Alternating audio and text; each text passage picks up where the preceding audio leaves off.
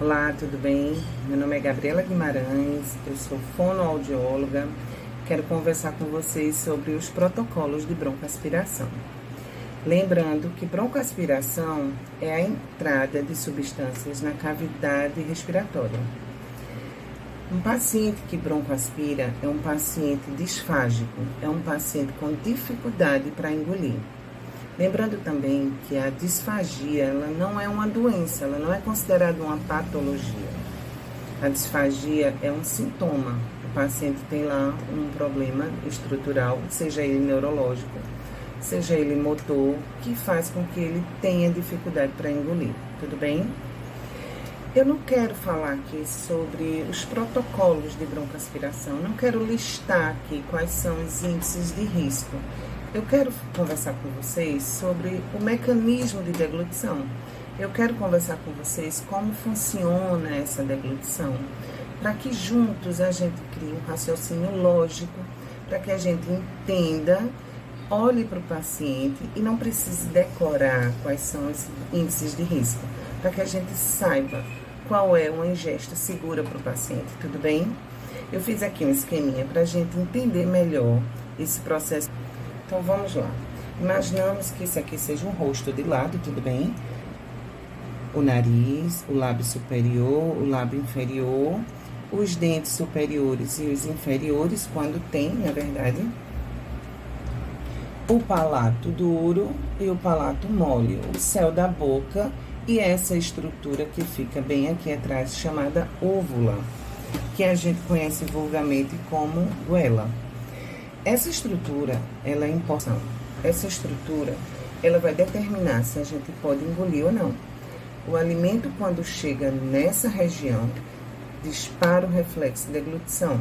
E é essa estrutura que vai determinar se eu posso engolir ou não. Eu não gosto nem de dizer disparo do reflexo de deglutição, porque a deglutição, ela envolve várias estruturas. Tudo bem?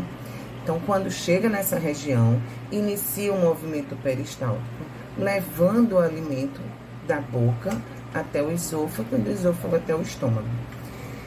Então, quando a gente come algo indevido, inapropriado, essa estrutura, ela identifica como não sendo própria e ela realiza um movimento peristáltico contrário, devolvendo aquele produto.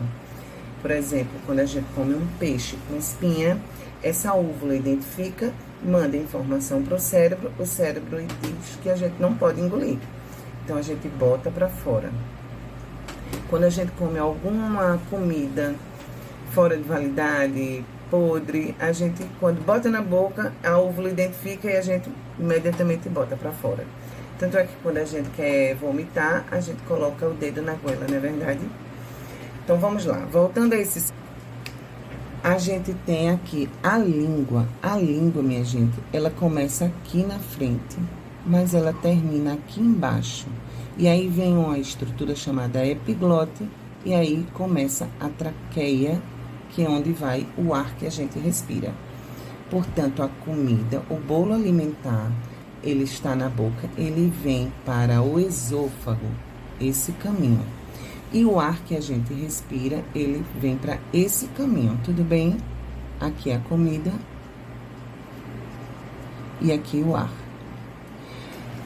Mas como é que vocês imaginam que a comida sabe o caminho certo que ela deve fazer?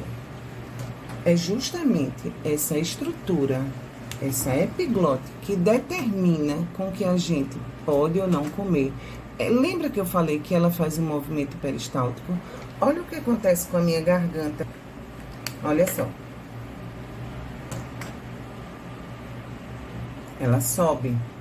Então, essa epiglote que está acima da traqueia, quando eu engulo, eu elevo a laringe, ela fecha essa cavidade respiratória e o alimento passa para o esôfago e depois eu abro e volto a respirar. Por isso que a gente para de respirar na hora que engole. Por isso que a gente faz a apneia da deglutição. Percebeu que esse é um mecanismo muito habilidoso, muito sofisticado e que qualquer dificuldade motora faz com que eu não consiga realizar isso? Outra coisa que eu quero... é que esse bolo, quando ele é pastoso, ele desce devagar.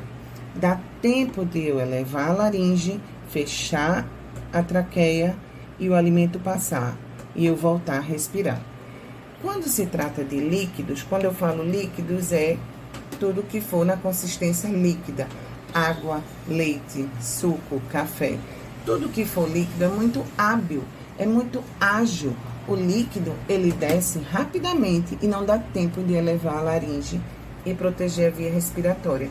Por isso que os líquidos são mais perigosos do que os pastosos, tudo bem? Entendendo esse mecanismo de deglutição, eu vou listar aqui agora alguns índices de risco. O que é que faz com que eu perceba que o paciente está broncoaspirando? Se ele apresentar uma tosse intensa durante a ingesta ou após, se ele apresentar sonolência, se ele vomitar, se ele apresentar cianose, é sinal de que ele pode ter broncoaspirado, tudo bem? Tá, e como é que eu posso evitar isso? Em primeiro lugar, a postura. O paciente, ele não pode estar deitado na hora de comer, ele não pode sequer estar muito confortável. O ideal é que ele esteja sentado à mesa com os pés no chão. É importante o estado de alerta do paciente, é importante que ele esteja pronto para realizar a deglutição, para que ele se alimente com segurança, certo? Outra coisa é com relação ao manuseio. O ideal é realizar manuseios antes do paciente comer, por exemplo, tanto o paciente que come pela boca, ou o paciente com GTT, ou o paciente com sonda. É importante que, por exemplo,